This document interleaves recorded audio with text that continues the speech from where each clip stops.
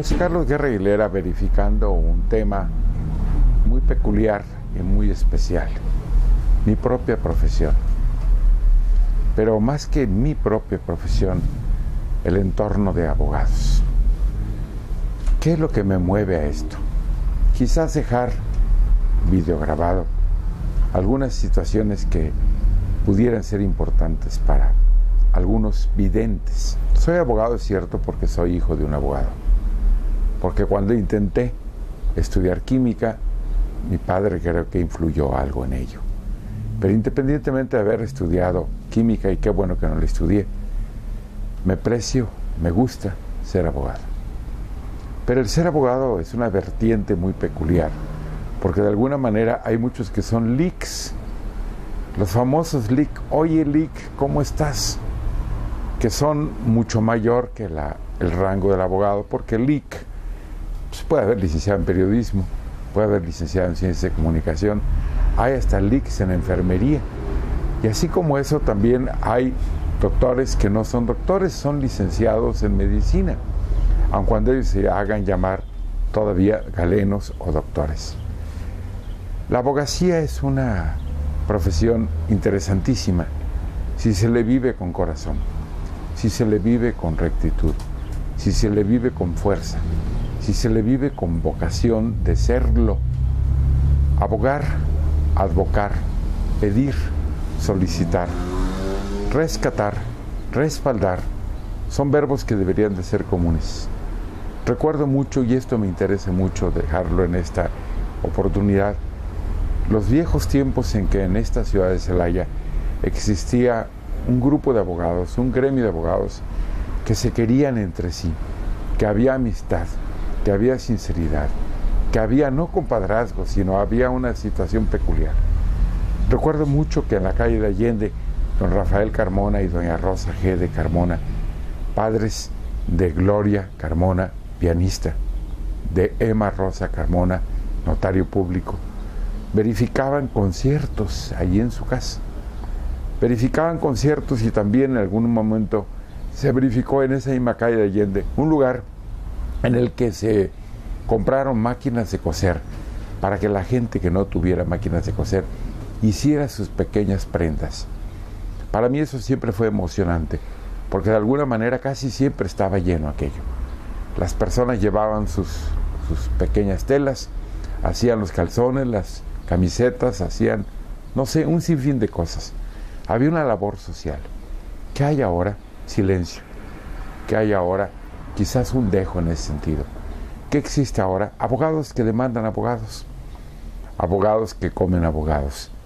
Abogados que en un momento determinado no tienen aquella situación de lealtad, de caballerosidad. Y no porque tengan que demandar abogados, o porque los abogados no seamos demandables, sino porque no existía una situación como la que existía en aquel entonces.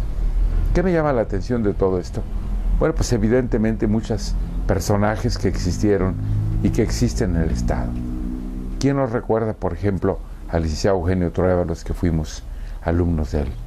¿Quién nos recuerda, por ejemplo, las clases de Raúl Aranda? ¿Quién nos recuerda muchos personajes que existieron y que ya quedan en los recuerdos? En donde en un momento determinado también encontramos gente muy peculiar, esa me interesa más referirla. Por ejemplo, don José Rodríguez Frausto era abogado y era director de la Sinfónica de Guanajuato. Llegó a venir varias veces al templo de San Francisco, el del Carmen, para traer la orquesta sinfónica que ha tenido tanto arraigo en la ciudad. Era abogado, es cierto, como también lo fue en un momento determinado otro gran guanajuatense que era Aguilar y Maya. Pero Aguilar y Maya y otros deberían de ser recordados también por nosotros, los abogados y los no, por los que hicieron mucho por este país. Me quiero referir muy brevemente a don José Natividad Macías.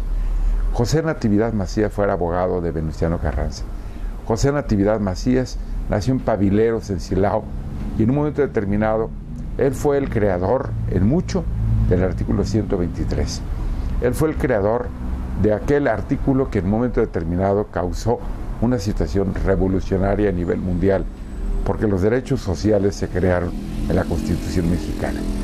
Qué interesante eso, Como también que interesante recordar que Narciso Bassols refería, y eso es una lápida contra los abogados, que los abogados tienden a ser lacayos ¿de quién? De los ricos. Eso es cierto. Falta mucha situación de ayuda, falta demasiada situación de solidaridad para las gentes que menos están.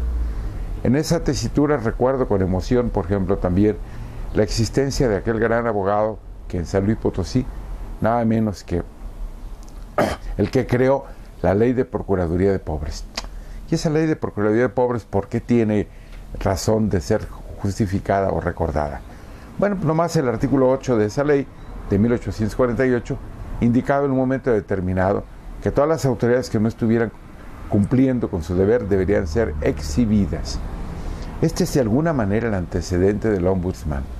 De alguna manera es, como Ponciano Arriaga, una de las cuestiones más luminarias que han existido en el país y que deberemos de laudar, que deberemos de establecer. Qué interesante entonces haber establecido esos pequeños datos en relación con el abogado y con su día que se festejó ahora entre gentes que laudan, que reconocen a otras que quizás no debieran haberlo sido. En fin, son pequeños temas que en un momento determinado poblaron el gobierno estatal y el gobierno federal. Siempre tuvimos, muchos tiempos tuvimos abogados. Ya no existen ahora ese sumani, y ahora existen otros que dicen ser políticos y que distan de serlo. Gracias por escucharme.